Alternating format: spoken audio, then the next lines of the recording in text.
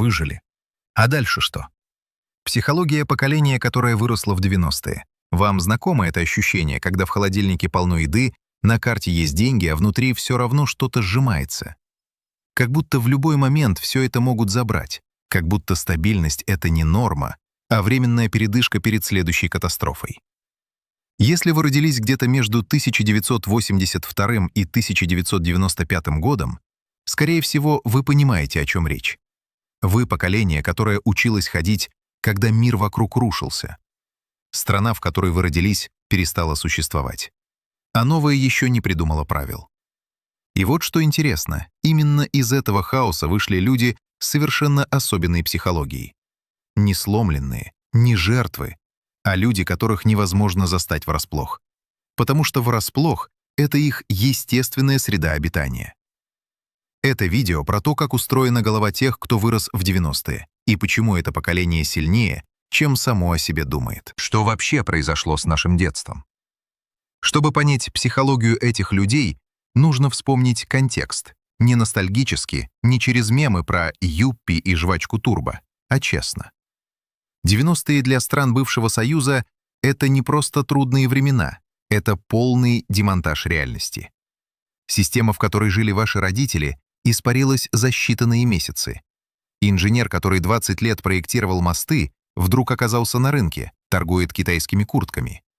Учительница с 30-летним стажем получает зарплату, на которую можно купить 3 батона хлеба, и то, если повезет.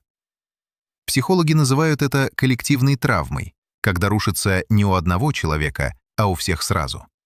Исследователи из Оксфорда описывают 90-е на постсоветском пространстве как период глубокой дезориентации, когда миллионы людей одновременно потеряли не только доход, но и смысловую рамку, понимание того, как устроен мир и что в нем правильно.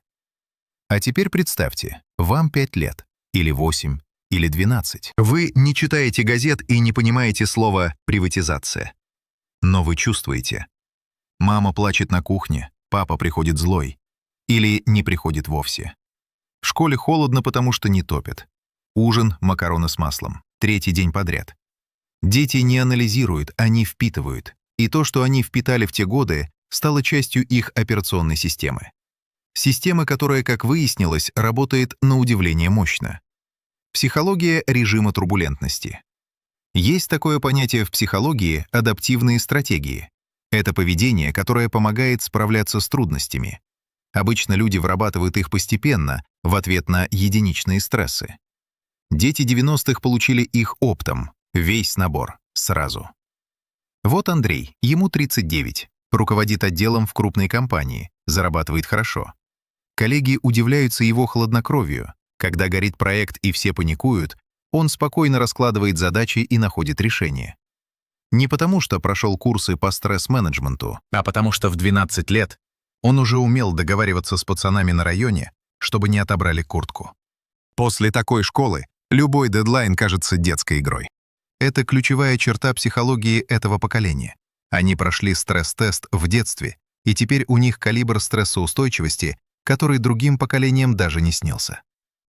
Психолог Людмила Петрановская, исследуя травмы поколений, отмечает интересный эффект. Дети, пережившие социальные потрясения, формируют повышенный внутренний локус контроля. Они привыкают рассчитывать на себя. Не потому что им так нравится, а потому что больше рассчитывать было не на кого. И эта привычка рассчитывать на себя во взрослой жизни превращается в редкое и ценное качество.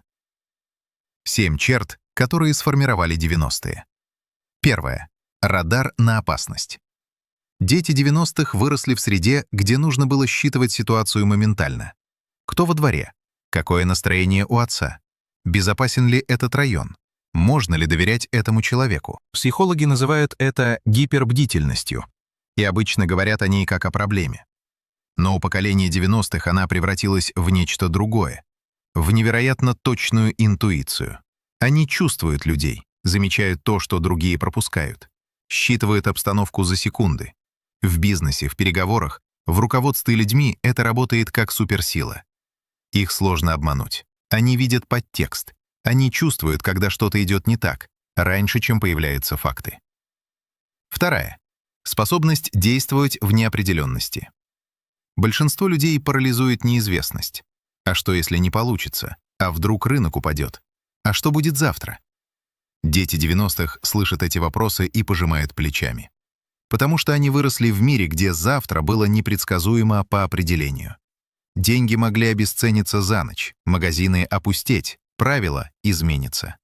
И ничего, выжили, адаптировались, нашли выход. Исследователи из European Proceedings изучали, как опыт экономических кризисов в детстве влияет на стиль принятия решений во взрослом возрасте. Результат. Люди, прошедшие через нестабильность, значительно лучше справляются с ситуациями, где правил нет и все приходится изобретать на ходу. Там, где тепличное поколение застывает в ступоре, дети 90-х включают режим «ну разберемся». Это не безрассудство, это натренированная гибкость. Третье. Прагматизм без иллюзий. У этих людей нет розовых очков. Они не верят в волшебные таблетки, легкие деньги и все будет хорошо само. Они знают, что не будет, если только ты не сделаешь. Этот здоровый прагматизм — прямое следствие детства, в котором фантазии быстро разбивались о реальность. Папа обещал купить велосипед, а через неделю завод закрылся. Учительница говорила «учись хорошо и будешь жить хорошо», а ее муж с 2 дипломами торговал на рынке. Дети 90-х научились отделять слова от дел, обещания от результатов, теории от практики. И именно поэтому среди них так много предпринимателей, управленцев, людей, которые создают реальные вещи. Они не ждут, пока кто-то придет и все устроит. Они устраивают сами. Четвертое. Жесткий внутренний стержень. Есть такое выражение «на нем можно пахать». Так вот, дети 90-х — это люди, на которых можно пахать, строить и еще запускать с них ракеты. Их порог выносливости аномально высок. И дело не в том, что они не чувствуют усталости. Чувствуют. Просто у них другая шкала. Потому что рядом с детскими воспоминаниями, как мама несла сумки с рынка через весь город в мороз, как отец работал на 2 работах без выходных, любой напряженный квартал в офисе выглядит как легкая разминка. Психологи отмечают, что у этого поколения сформировался уникальный тип резилентности, то есть способности восстанавливаться после ударов. Они не просто терпят, они отряхиваются и идут дальше, без драматизма, без жалоб, просто потому что по-другому они не умеют. Пятое. Находчивость уровня МакГайвер. Если дать ребенку 90-х скотч, проволоку и старый телевизор, он соберет из них работающий бизнес. Это не шутка. Это психологический паттерн, который формируется в условиях дефицита. Когда у тебя нет ресурсов, ты учишься делать максимум из минимума. Когда не можешь купить, ты чинишь. Когда не можешь починить, ты изобретаешь. Когда изобретение сломалось, ты изобретаешь снова. Этот навык в психологии называется креативная адаптация. Способность находить нестандартные решения при ограниченных ресурсах. И он бесценен.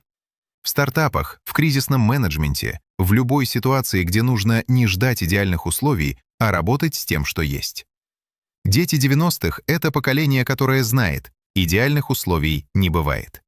И именно поэтому они умеют создавать результат из ничего. Шестая. Ценность слова и дела.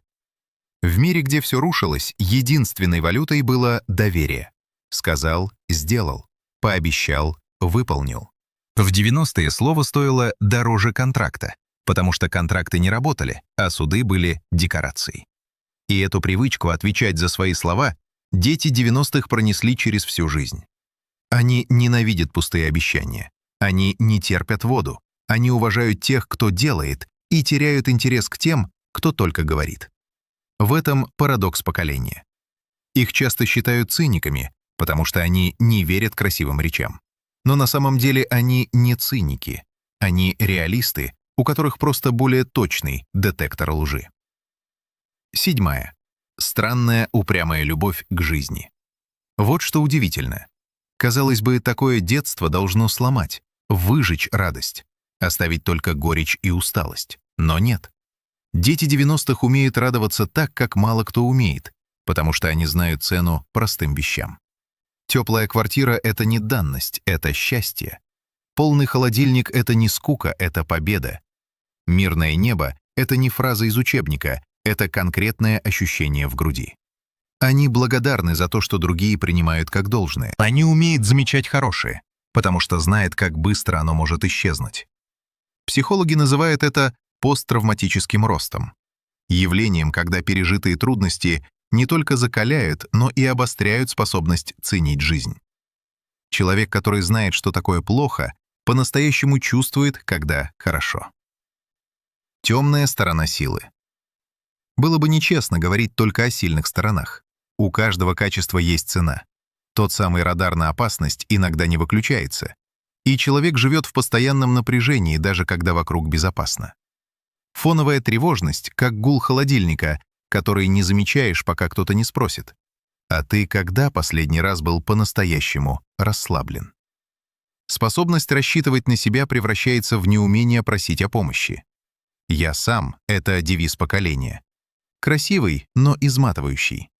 Прагматизм иногда перерастает в эмоциональную закрытость. Когда в детстве было не до чувств, вырастаешь человеком, который прекрасно справляется, но не всегда умеет быть близким. А жесткий внутренний стержень порой мешает остановиться, отдохнуть, признать, что устал. Потому что признать усталость в системе координат 90-х значит признать слабость. Но вот что важно — это не поломка. Это оборотная сторона адаптации. Те же качества, которые помогли выжить, в мирное время иногда работают на холостом ходу. Двигатель гудит, а ехать никуда не надо. Почему это поколение недооценивает себя? Есть еще одна характерная черта людей, выросших в 90-е. Они хронически обесценивают собственные достижения. Построил бизнес с нуля? Просто повезло. Вырастил детей, которые чувствуют себя в безопасности? Ну а как еще? Прошел через кризисы и не развалился? Все так живут? Нет, не все так живут. И не у всех получается. Откуда это обесценивание? Из детской среды, где хвалить было не принято. Получил 5. Молодец, но лучше бы помог с картошкой. Заработал первые деньги? Не задавайся. Мечтаешь о чем-то большом? Спустись на землю. Дети 90-х выросли в культуре, где амбиции вызывали подозрения, где выделяться было опасно, где высунешься — получишь. И даже добившись многого, они продолжают оглядываться. Не слишком ли я высунулся? А на самом деле, то, что они сделали со своей жизнью, имея такой стартовый набор, это колоссальные достижения. И пора бы это признать. Поколение, которое не ждет спасателей. Если попытаться описать психологию детей 90-х одной фразой, она звучит так. Это люди, которые привыкли справляться, не жаловаться, не ждать, не надеяться на систему, государство или волшебный случай, справляться. Своими руками, своей головой, своим упрямством. Они строят дома, в которых не росли, создают семьи, в которых дети слышат «я тебя люблю», потому что сами этого не слышали и знают, как это важно. Они работают не потому, что боятся бедности, хотя и боятся, а потому что привыкли, что результат зависит только от них. Мы — странное поколение. Мы можем собрать компьютер из запчастей, договориться с кем угодно и пережить любой кризис, не моргнув. Мы выросли между империей и хаосом, между дефицитом и избытком, между старым миром и новым. И вот что получилось. Мы не похожи ни на тех, кто был до нас, ни на тех, кто пришел после. Мы — переходное звено, мост между эпохами, с потрепанными перилами, но выдерживающий любой вес. И если кто-то скажет, что 90-е нас сломали, посмотрите на то, что мы построили. Нет, не сломали. Закалили.